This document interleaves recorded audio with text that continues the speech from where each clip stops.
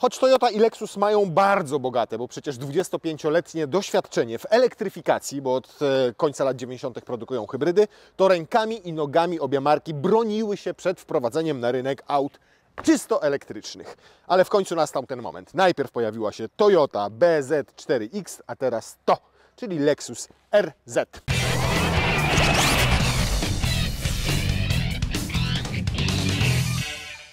RZ został zbudowany na kompletnie nowej platformie dedykowanej samochodom elektrycznym Toyota i Lexusa. To jest platforma ETNGA. To, co ją odróżnia od wszystkich dotychczas stosowanych platform w Lexusach i w Toyotach, to to, że jest po pierwsze modułowa, czyli na niej będą powstawały różne modele, łącznie będzie ich kilkanaście.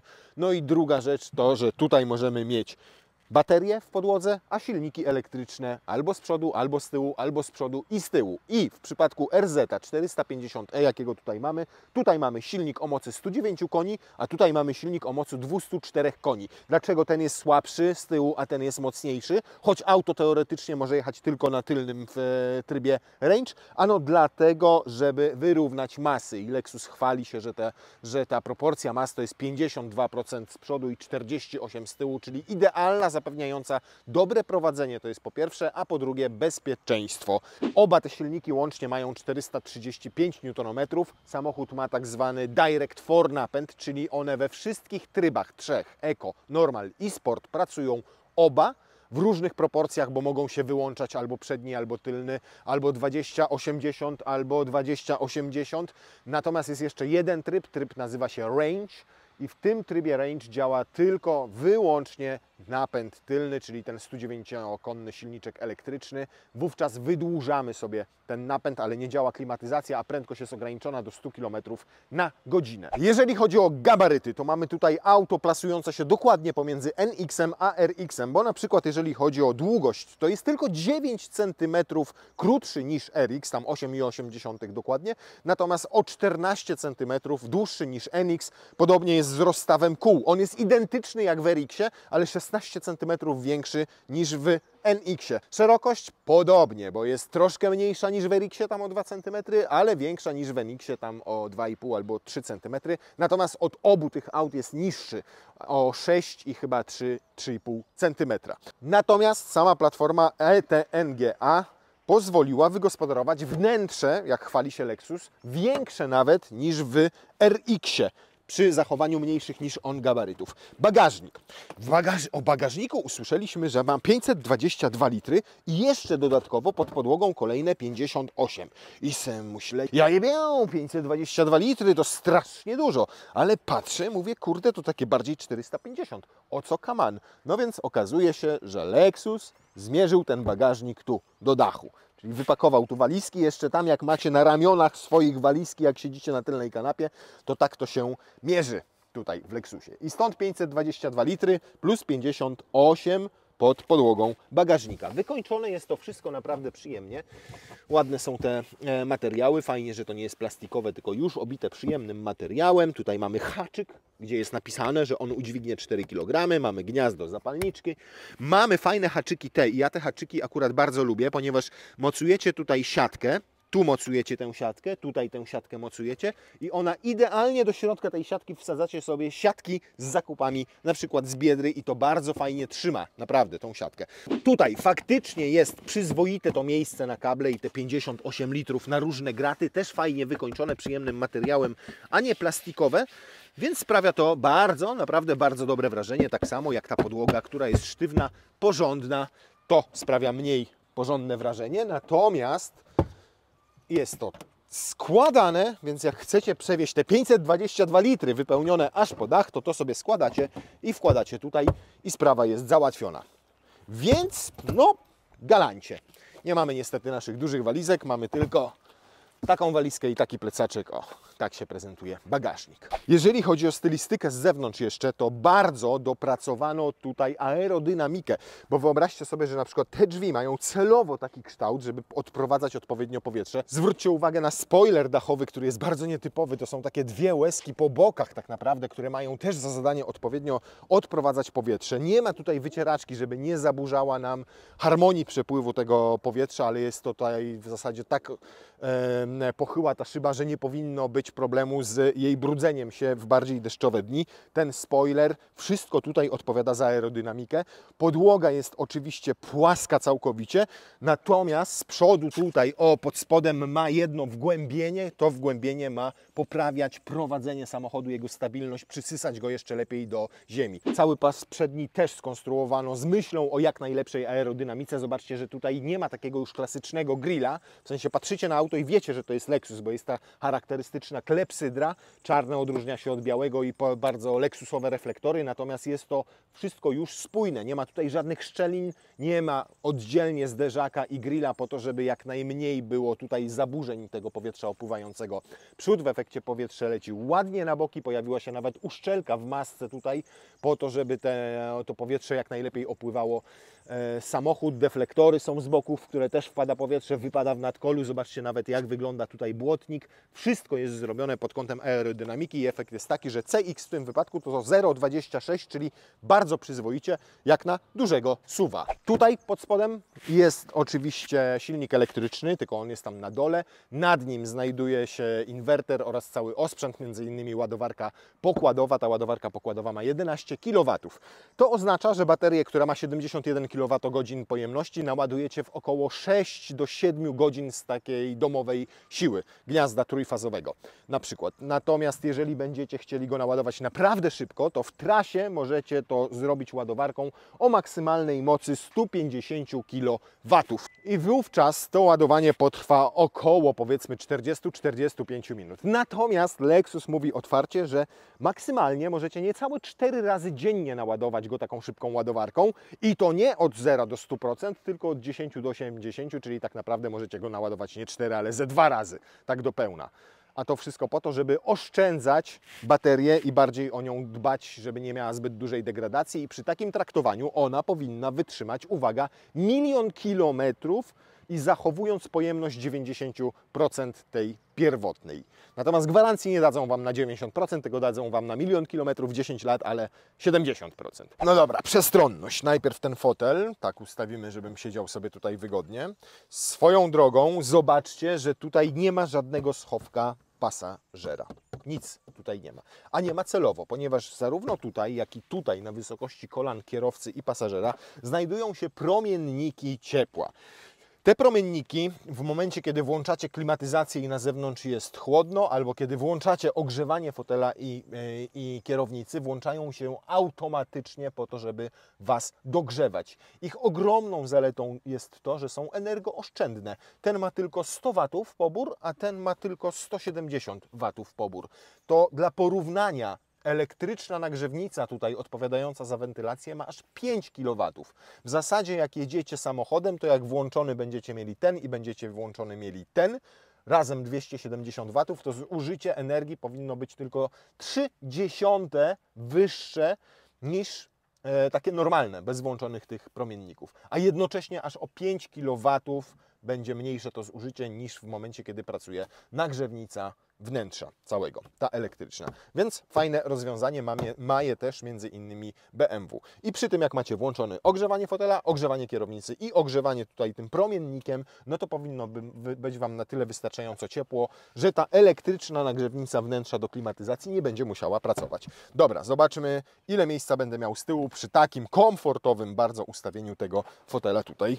No i tak, z jednej strony na kolana tego miejsca rzeczywiście jest tutaj w cholerę. Zobaczcie, tam siedziałem bardzo wygodnie i tutaj nadal jest mi wygodnie. Natomiast nie mam miejsca na stopy. Nie mogę tam włożyć. Nie wiem dlaczego. W RX-ie nie ma takiego problemu. W NX-ie również. Po drugie, kanapa jest dosyć nisko umieszczona, więc zobaczcie, tutaj nie mam jakiegoś swobodnego i super podparcia na uda. Natomiast to nie ulega wątpliwości, że tej przestrzeni i tak jest sporo. Nie ma tutaj takiego klasycznego tunelu środkowego, więc trzecia osoba jak tutaj osiądzie, to zobaczcie, też będzie miała miejsce na nogi. Jak nie po bokach, to sobie tu będzie trzymała. Są 2 gniazda USB-C. Nie ma tutaj w naszej wersji trzeciej strefy klimatyzacji. Jest gniazdo do zapalniczki. Jeżeli chodzi o skórę, to już nie dostaniecie w Lexusie RZ naturalnej skóry. Wszystko to jest sztuczne od najbiedniejszej do najwyższej wersji i my jeździmy jeszcze prototypami. Szczerze mówiąc, mam naprawdę nadzieję, że trochę się w wersjach produkcyjnych przyłożą i to nie będzie tak wyglądało, bo to jak na Lexusa, to nie tyle, że wygląda. To jest skandal. Pozostała na szczęście regulacja oparcia, taka jak jest na przykład właśnie w RX-ie. O, tylko tutaj ręcznie w dwóch poziomach można zablokować. Mniej lub bardziej pochylone, nawet jak mam spionizowane, no to nad głową mam sporo miejsca, bo tutaj nie mam szklanego dachu. O, zobaczcie, jeszcze łapę tam wsadzam, więc nad głową też tego miejsca jest sporo. Natomiast fajne są boczki drzwi i to mi się akurat podoba. Oczywiście już klameczki takie jak w Enixie i w RX-ie, czyli są elektryczne. Jak coś się zawiesi, to możecie z cięgna normalnie otworzyć. Przyciski podobne też jak w RX-ie, w Enixie. Wykończone to akurat jest fajnie, nie przeszkadza mi, że to jest sztuczne, bo jest przyjemne akurat w dotyku. Ma taką gładką powierzchnię, ładnie wygląda. To jest też miękkie, plastik pojawia się dopiero poniżej linii podłokietnika. A nawet to jest miękkie. Pytanie, jak to będzie się zachowywało w dłuższym okresie czasu i jak się będzie zużywało. Jeżeli chodzi o deskę rozdzielczą i wnętrze tutaj z przodu RZ, to największym nowum jest to. Tada! Macie teatrzyk pacynkowy. No naprawdę, macie tam poczucie humoru, wiecie? Dobrze się bawicie tam. Jeżeli chodzi o całą deskę rozdzielczą, no to ewidentnie widać tutaj wpływy nowego NX-a i RX-a, ale jednocześnie jest trochę inaczej niż w nich. Cały czas powtarzam, że mamy do czynienia z wersją przedprodukcyjną, a tak naprawdę prototypową. Nawet podpisywaliśmy dzisiaj specjalne kwity, ponieważ auta nie mają jeszcze takiej pełnej homologacji. I tutaj, jeżeli chodzi o materiały, no to w niektórych miejscach jest po prostu tak sobie i tak samo montaż niektórych elementów jest taki sobie jak na Lexusa. Wierzę, a przynajmniej chcę wierzyć, że w tych wersjach już produkcyjnych będzie trochę lepiej. Podoba mi się ten minimalizm, jaki tutaj mamy zachowany. Zminimalizowano liczbę przycisków do absolutnego minimum. Nawet ogrzewanie już fotela włącza się tutaj z pozycji ekranu. Tutaj jest fajne to, że jest klimatyzacja, jednak i ona cały czas się wyświetla. Bardzo mi się podoba ten nowy system multimedialny Lexusa, który już naprawdę jest bardzo czytelny, bardzo prosty w obsłudze. Apple CarPlay i Android Auto, nie Apple CarPlay tylko, jest bezprzewodowy, Android Auto jeszcze tylko po przewodzie, natomiast wszystko to może nie urzeka jakoś specjalnie wybujałą grafiką, ale jest czytelne, proste. Wziąłem tą kierownicę w ręce i powiem Wam, że już nawet na niej jest sztuczna skóra. No trochę za daleko to idzie. I to jest jeszcze taka skóra nie ze sztucznej krowy, tylko ze sztucznej świni. I to świni z karbonki po prostu. Plastik fantastik. Okropne uczucie. Nawet w rękach jak się ją trzyma. Naprawdę. Trochę za daleko to idzie. Szczególnie w takich markach właśnie jak Lexus. Ja rozumiem ekologia, ja rozumiem napęd elektryczny, wypadałoby też stosować faktycznie materiały inne ekologicznie i o ile ta skóra na tym fotelu jest w miarę ok, jak się ją dotyka, ten środek jest nawet przyjemniejszy w dotyku niż prawdziwa skóra, bo bardziej taki jak skóra ta anilinowana, czyli taka mięciutka i przyjemna, no to jest katastrofa. Nie? Jak to się trzyma w rękach. Dobrze, że przynajmniej okrągłą zostawili tą kierownicę. Ale będzie też dostępna wersja bez kierownicy, za to z wolantem. Owszem, jest już taki samochód, który ma wolant, nawet go testowaliśmy, nazywa się Tesla S-Plaid. O, tutaj jak sobie klikniecie, to możecie obejrzeć ten test. Jeździliśmy Teslą z wolantem. I w RZ-cie też będzie volant. Direct 4 oznacza, że po pierwsze te oba silniki cały czas pracują razem. W trybie Sport, w trybie Eco, w trybie Normal, one oba pracują cały czas. I tak na przykład podczas przyspieszania macie 40% mocy i momentu z tyłu, a tutaj 60%. Ale jak mocniej wciśniecie pedał gazu, to podobno 80% mocy idzie na tył, no bo wiadomo, że tam przenosi się cały balans, a tu zostaje 20% na przodzie. Oczywiście to nie jest tak, że moc z tylnego będzie wędrowała naprzód, a z przedniego na tył, bo w ten sposób to niestety nie działa i działać nigdy nie będzie, bo te silniki mają niezależnie moc przedni i tylny. Natomiast jest to tak po prostu, że on wtedy odcina moc na przykład na przednim silniku po to, żeby lepszy grip był tam z tyłu. No tak czy siak podobno działać to ma w zakresie 100-0%, tylko dla silnika. Jeżeli tu mamy 100% mocy, to wiadomo, że tylny jest wyłączony i odwrotnie.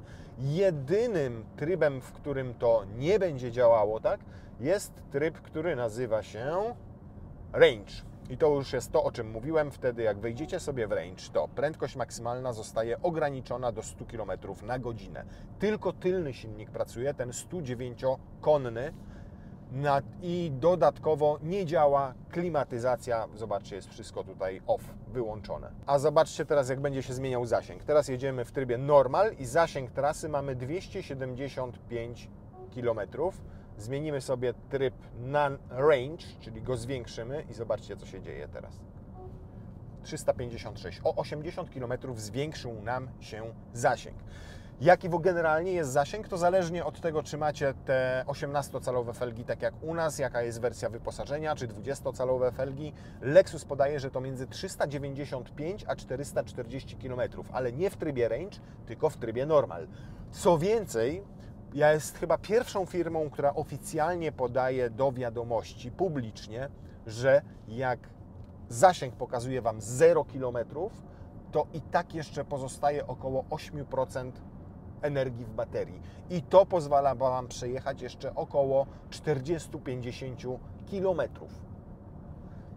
I naprawdę dotychczas nie słyszałem, żeby jakikolwiek Mercedes, BMW czy Audi się chwaliło takimi informacjami. Natomiast powiem Wam, że on się fantastycznie prowadzi. Naprawdę. Większość elektryków oczywiście dobrze jeździ, ponieważ mają niski środek ciężkości, ale tutaj autentycznie dopracowali ten Direct 4. Mimo że tam z tyłu jest ten słabszy silniczek elektryczny, to subiektywnie odnosicie inne wrażenie, bo samochód jest niebywale, słuchajcie, nadsterowny. On cały czas tak jakby dbał o to, żeby więcej momentu, więcej energii trafiało tam do tych tylnego silnika elektrycznego i na te tylne koła i naprawdę się świetnie prowadzi. No daje, kurde no. I jak na elektryka bardzo lekko, i to też Lexus podkreśla, że w stosunku do konkurentów jest o około 10% lżejszy. Po to właśnie zainstalowano tutaj troszkę słabszą tą baterię, w takim sensie pojemności, po to, żeby tą masą zbliżyć się do 2 ton. I on rzeczywiście waży około 2 ton 50 kg i czuć jest to w prowadzeniu. Bo o ile większość elektryków prowadzicie w zakrętach i czujecie, że po prostu mają masę, która nie pozwala w pełni skorzystać z ich osiągów w zakrętach, to tutaj jest zupełnie inaczej. On jest kurna taki zwinny, sprawia wrażenie takiego naprawdę bardzo kompaktowego w prowadzeniu, tak bym powiedział. Bardziej w stylu hot hatcha. Skurde! Powiem Wam, że daje mnóstwo frajdy z jazdy i to jest niesamowite. To już tylko jest LC, RCF i RZ, które naprawdę tak dobrze i fajnie się prowadzą, że kierowca siedzi za kółkiem i mówi: kurde, jak się zajebiście tym jeździ, bo jeździ się tym zajebiście. A to jest, tak jak mówię, efekt tego, że Lexus stwierdził, że nie będzie tutaj ładował 90 czy 100 kWh baterii, żeby dodatkowo podnieść masę jeszcze o 200 czy 300 kg, tylko wybrał tę baterię taką średnią, no bo 71,4 kW no i te 350 czy 400 km zasięgu, no to nie są to jakieś spektakularne wyniki, ale się prowadzi dzięki temu naprawdę świetnie. Gdzieś tam ten złoty środek po prostu złapano. Hamowanie. Zmodyfikowano tutaj też układ hamulcowy. To w taki sposób, żeby jak samochód hamuje, mocno hamujecie, to żeby dystrybucja siły większa była na tylne hamulce, a nie na przednie. W efekcie samochód ma mniejszy efekt nurkowania podczas hamowania i rzeczywiście to czuć. To hamowanie jest skuteczne, ale ta dystrybucja sprawia, że jakby więcej tej energii, tego hamowania przekazywane jest na tył. Rekuperacja jest w łopatkach i ona jest 4-stopniowa, natomiast nie jest zbyt mocna. Nie ma tutaj, i tego mi brakuje, takiego inteligentnej rekuperacji, jaka jest na przykład w Audi, czy w grupie Volkswagena, czy nawet w BMW, że ona sama się dostosowuje do warunków na drodze. Zależnie od tego, czy przed Wami jedzie jakieś auto, czy zbliżacie się do ronda, czy do skrzyżowania, to ona powinna sobie sama tę siłę do rekuperacji dostosowywać. A tutaj musicie dbać o to, żeby zmieniać to łopatkami i macie tutaj strzałeczkę. Jak jest ta strzałeczka tylko jedna w dół, no to samochód w zasadzie toczy się jak na biegu jałowym,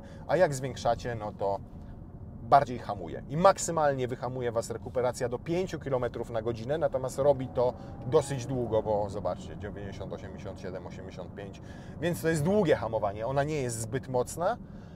Natomiast ostatnie 5 km na godzinę, no to musicie już użyć pedału hamulca, żeby samochód całkowicie zatrzymać. Inne zaskoczenie, poza tą jakością jazdy, to jest wyciszenie samego samochodu. I to też Lexus podkreśla, że zadbał, żeby ze względu na to, że mamy elektryka i inne dźwięki poza silnikiem będą bardziej słyszalne, to zadbał o to, żeby lepiej wygłuszyć auto. Między innymi właśnie dlatego pojawiła się ta uszczelka na całym obwodzie maski tutaj z przodu. Dlatego w suficie podobno są też specjalne wygłuszenia. Dlatego aerodynamika jest taka, żeby jak najmniej słyszalne były opływy powietrza i faktycznie to wszystko wydaje się działać, bo jak jadę sobie teraz takie 110-120 ekspresówką, jak widać, to naprawdę jest cichuteńko. I tylko słyszę, gdzie nie grze szumy powietrza, natomiast bardzo dobrze jest wygłuszony od strony podwozia, czyli tego, co tam dzieje się z kołami na asfalcie i z pracy, i nie słychać w ogóle pracy zawieszenia ani szumu tego opon. Ile to będzie kosztowało? No niestety, bo ceny się będą zaczynały od 320 000 złotych i kończyły na prawie 400 000. My tutaj, tak jak wspominałem, mamy uboższą wersję, ale w tych bogatszych będzie już i to ogrzewanie promiennikowe, lepszą tapicerkę jeszcze, będą miały szklany dach taki z powłoką, która będzie się sama przyciemniała, nie będzie tam żadnej rolety. Więcej takich nowinek technicznych, jak właśnie ten head-up display z rozszerzoną rzeczywistością, jak wentylowane fotele, no wiadomo, wszystkie te bajerki, hej, Lexusy, Srusy i tak dalej. Z drugiej strony 400 to dzisiaj kosztuje NX 450H Plus w wersji Sport. I tak naprawdę, jak będziecie wybierali sobie Lexusa właśnie, to będziecie teraz mieli do wyboru takiego RZ-a albo takiego NX-a 450H Plus. Plug-ina kontra elektryka w bardzo podobnych pieniądzach. Co przemawia za tym? Za tym przemawia naprawdę duża frajda z jazdy. To jest największe zaskoczenie w tym samochodzie. To, jak on się prowadzi przy tych większych prędkościach, szczególnie właśnie w zakrętach, jak jest dobrze wyważony, jak fajnie działa ten Direct 4, jaką ma lekkość w prowadzeniu. To jest naprawdę największe zaskoczenie w tym samochodzie dla mnie osobiście, bo nie spodziewałem się absolutnie, że SUV Lexusa może się tak prowadzić. Natomiast niedostatki widzę jedynie właśnie w takim wykończeniu i w niektórych materiałach. Mam nadzieję, że będą one usunięte w wersjach produkcyjnych, bo to nie przystoi, Lexus, rozumiesz? Nie przystoi! Dziękuję! Szczególnie, że zbudowałeś dobrego elektryka.